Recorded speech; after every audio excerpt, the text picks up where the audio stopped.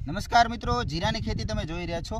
તો જીરાની ખેતીની અંદર કઈ કઈ દવા વાપરવી અને કેટલા ડોઝ લેવા એ આપણે ખેડૂતને પૂછીશું. આપનું નામ બોલો તો. ચૌધરી પરવીણભાઈ ભ્યામજીભાઈ થરાદ. પરવીણભાઈ ભેમજીભાઈ ચૌધરી થરાદ. પરવીણભાઈ, કેટલા વર્ષથી આ બધી દવાઓ વાપરો છો? 2 વર્ષથી વાપરાતા. 2 વર્ષથી. અને કઈ કઈ દવા વાપરો છો? આ બ્લેક અમૃત, બીજું રક્ષા અમૃત અને ફૂગ. ત્રણ. બ્લેક અમૃત, રક્ષા અમૃત ને ફૂગ. આ બ્લેક અમૃત થી શું શું ફાયદો જોવા મળે તમને?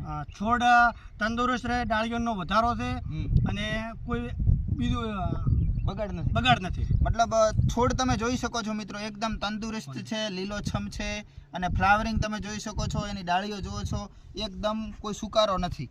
અને આ રક્ષા અમૃત થી શું ફાયદો થાય? રક્ષા અમૃત થી મેલી મચ્છર આવતો નથી, મેલો મચ્છીનો જીવાતનો એટેક રહેતો નથી. અને ફૂગ અમૃત થી શું ફાયદો થાય? ફૂગ ઉતારો બિલકુલ આવતો નથી, ઉતરતું નથી, જીરું ઉતરતું નથી અને પીળું નથી પડતું. ફૂગ બીજી આવવાની શક્યતા રહે ના ધરીએ નહીં આમાં. હવે આટલી વાત તમે કરી ફાયદાની. ખર્ચો કેવો થાય છે? ખર્ચો બિલકુલ 50%.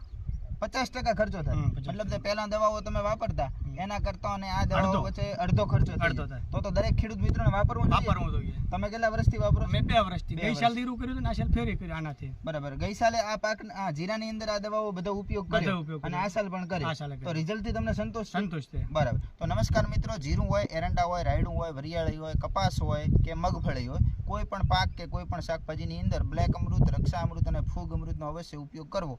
વધારે માહિતી માટે ડિસ્પ્લે ઉપર અમારો કોન્ટેક્ટ નંબર આપેલો છે. બસ.